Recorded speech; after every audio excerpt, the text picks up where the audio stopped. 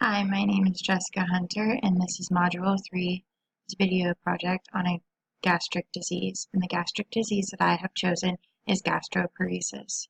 Gastroparesis is a condition that affects normal spontaneous movement of the muscle. It affects the mobility. In normal patients, strong muscular contractions propel food through the digestive tract, but when a patient has gastroparesis, the stomach contents are immobile, or it is slower to digest, or just doesn't work at all.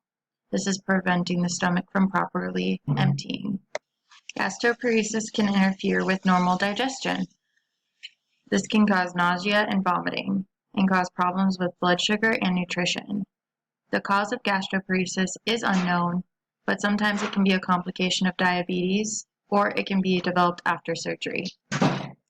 There is no cure for gastroparesis, but what can help is changes in the diet along with medications. The clinical manifestations of this disease includes vomiting and nausea, a fullness after eating just a few bites, vomiting undigested food because it has been settling in the stomach, as exampled in the photo, acid reflux, abdominal bloating, abdominal pain, changes in the blood sugar. Some will present lack of appetite, and there will be weight loss and malnutrition. Diagnosis testing utilized for this disease includes gastric emptying study.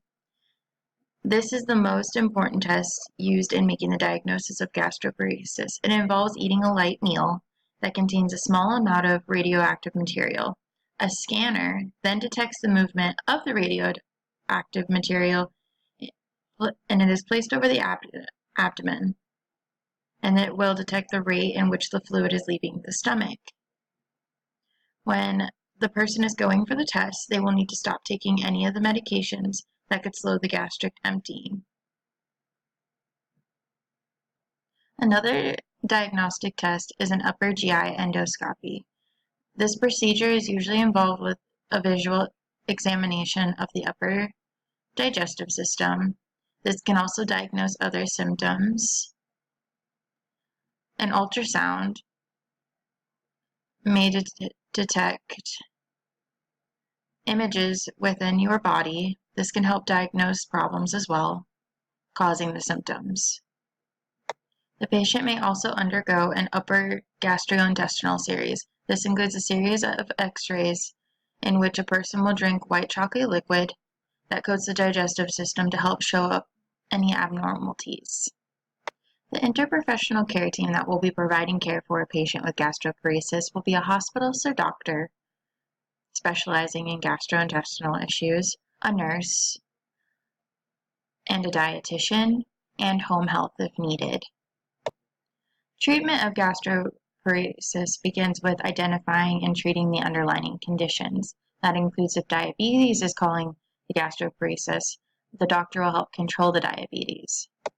Medications will be used to treat gastroparesis, and this includes medications that are used to stimulate the stomach muscles. These medications include Raglan and erythromycin and metoclopramide, which these medications can lose effect over time. There is a newer medication available for people with gastroparesis. This is called domperidone. This has lesser side effects than the other medications. Another way to treat gastroparesis is changing a patient's diet. That's when they'll meet with the dietitian. And medications to help with symptoms, such as Zofran will be given for nausea and vomiting. When talking about diet with gastroparesis, it is very important that the patient is maintaining adequate nutrition, because with gastroparesis, it can be very hard meeting those nutrition levels. It is very hard for these patients to digest foods, which in this case, they are not getting the necessary calories they need. When developing a plan of care for these patients, the interprofessional team will come together and decide on the underlying issue for the gastroparesis and how to treat the gastroparesis. There will be a lot of education following gastroparesis because they will either have a tube down their nose, which is an NG tube or an NJ tube, or they will have other kinds of tubes that could be surgically in place.